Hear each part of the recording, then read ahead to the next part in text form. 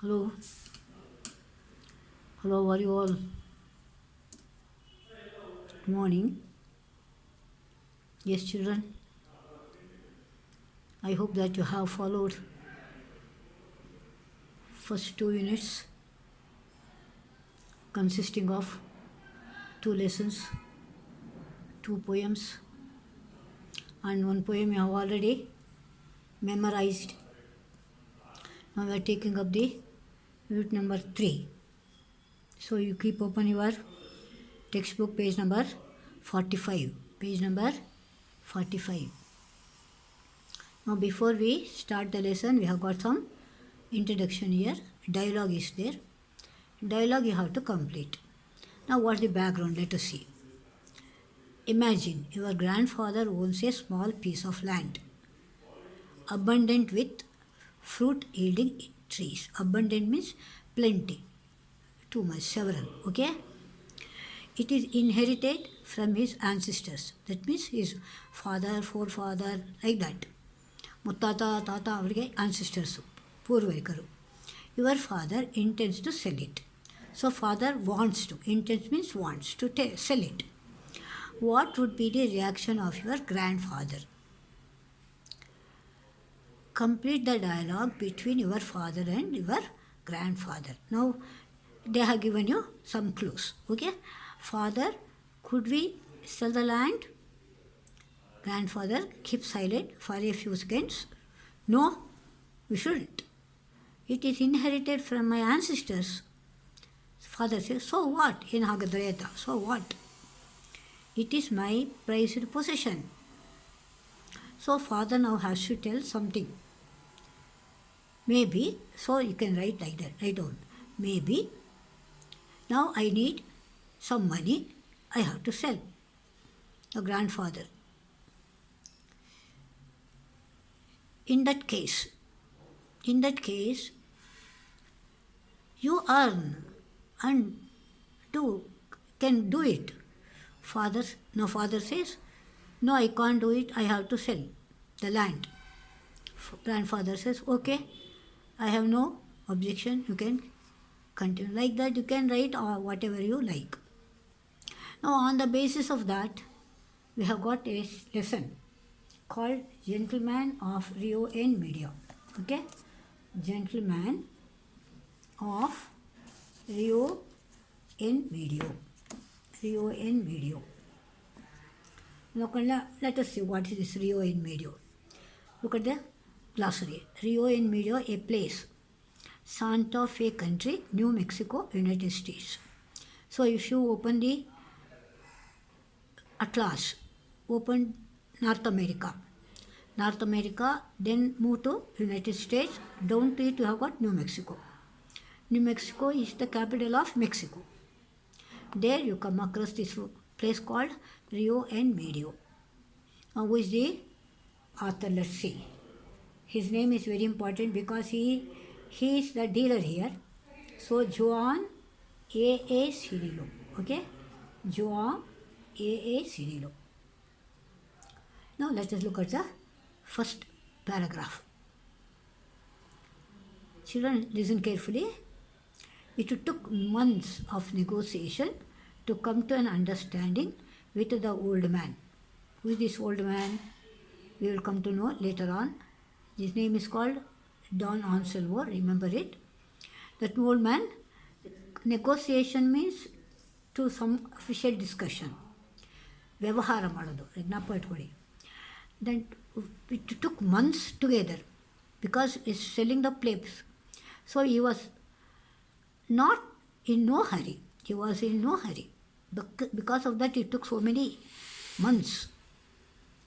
What he had the most was time. He says he had plenty of time. That is why he was not in hurry to sell the land. He lived up in Rio en Medio. That means he was living in Rio en Medio, where his people had been for hundreds of years. That is, his ancestors were there in Rio en Medio so many years, hundreds of years. He tilled the same land they had tilled. Children, remember this tilled word? Till It is used here as verb, remember, it is verb. This is flowing, ulyodu, ulume. But till, if you have only till, it becomes conjunction. You wait till I come, we say no, then we are using it as conjunction. So children, remember in English, here and there you come across the words like this, which will give you different meanings. So remember, he tilled the same land they had tilled. Now look at his house. His house was small and wretched.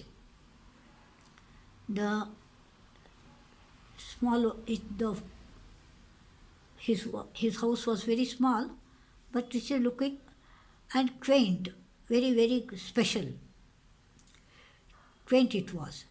The little creek ran through his land. Creek is small stream, remember. Through his land, his orchard was gnarled. Children, remember, G silent. You have to say gnarled and beautiful. What do you say? Gnarled. What do you say? Gnarled. Gnarled and beautiful. There you gives you the meaning.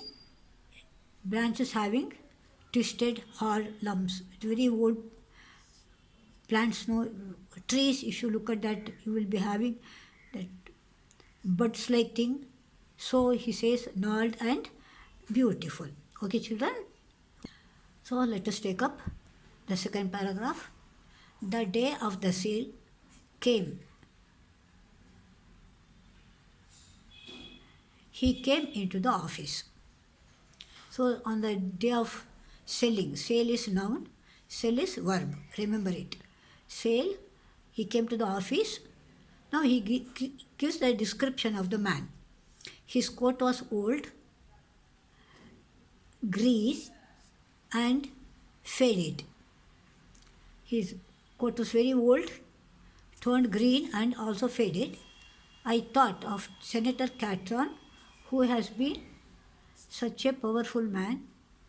These people up there in the mountains. Senator is the person who is statesman, politician, and that quote made him to remember this fellow, Senator Catron. Perhaps it was one of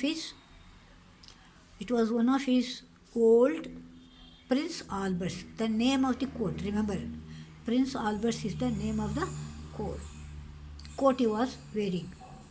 Then he wore gloves. Gloves, all of you know, they were old and torn. Remember, tear, tore. Write down. Tear, tore. T-O-R-E, tore, torn, T-O-R-N. And his finger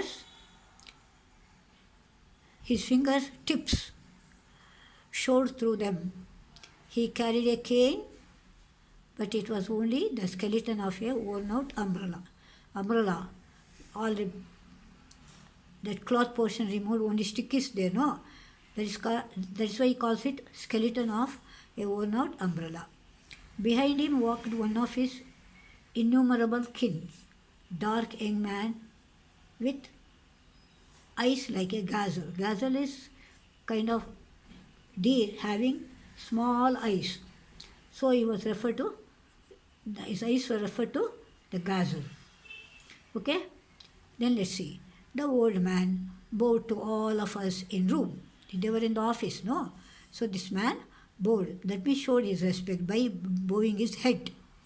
Then he removed his hat, gloves, slowly, carefully. He was not in a hurry at all. Very slowly he did. Chaplin once did that in a picture. In a bank, he was the janitor. So he compares now his action to Charlie Chaplin, who was a famous English actor, or comedian, and was a janitor over there, was looking after. Then he handed his things to the boy, who stood obediently behind the old man's chair. So obediently, this boy took whatever he handed over. So these are the 3 points you run in these 3 paragraphs. One is not in a hurry. Second one, he comes in the office. Description of his dress is there. Third one, his behavior, how he reacted with the people in the office room. Oh children, read the lesson carefully, and wherever I have underlined, you pay attention to them. And innumerable means countless. Kin means relations. It's relatives. Okay? So we will see in the next class what further action we find about this old man. So bye bye. See you.